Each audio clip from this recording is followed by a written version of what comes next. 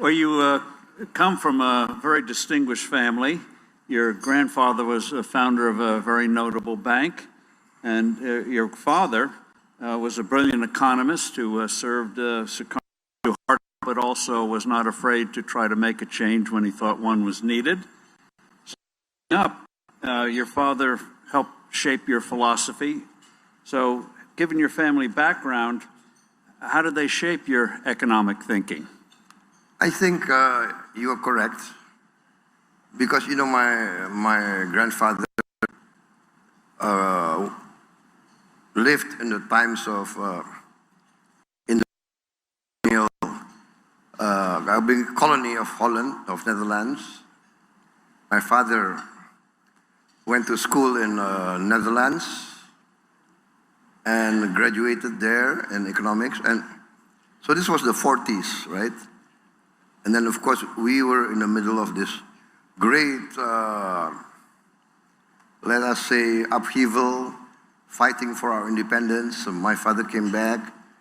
And at that time, to be very frank, most of the leaders of Asia, Africa, the leaders, the elite, were basically socialists.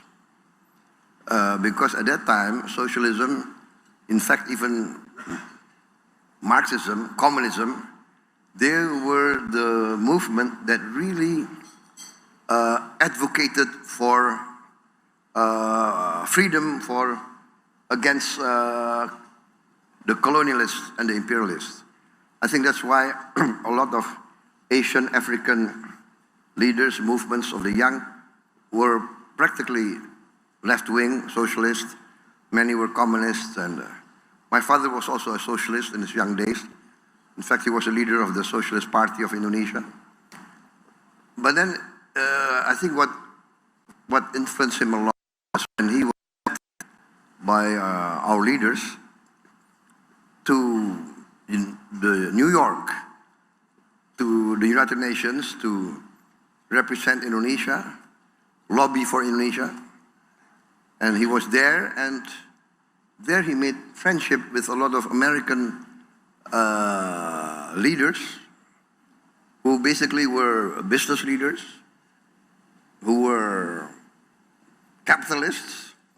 But many American capitalists in those days and leaders were also anti-imperialist and anti-colonialism. They were against all this colonial and imperialist movement, and America at that time was in the forefront of actually basically forcing the European colonial powers to decolonize. So I think that's my father got, and he was helped a lot by many American business leaders. He always talked of this Matthew Fox, I think. Matthew B. Fox. It was, at that time, I think, the founder of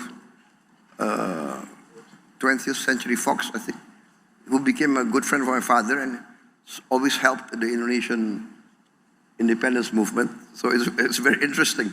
So when he came back from the US, in the early days of our independence, he became quite, I would say, even balanced. Of course, the thinking was always socialistic, but he understood that actually capitalism, free enterprise, really had something that's very important. And that was his thinking. In the end, of course, I was a young boy. I said, "So, Father, what is the best economic system according to you, Father?" And he said, "Actually, the best economic system for us, for Indonesia, must be a mixed economic system. It must be, we must take the best of capitalism and the best of socialism." And I think this is now, I think it's growing to be the mainstream thinking.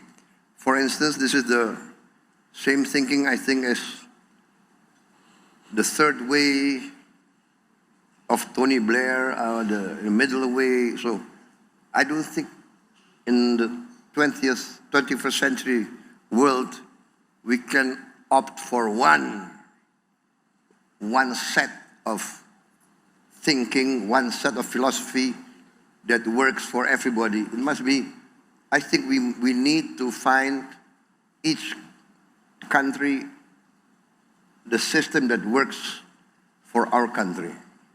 That's my opinion.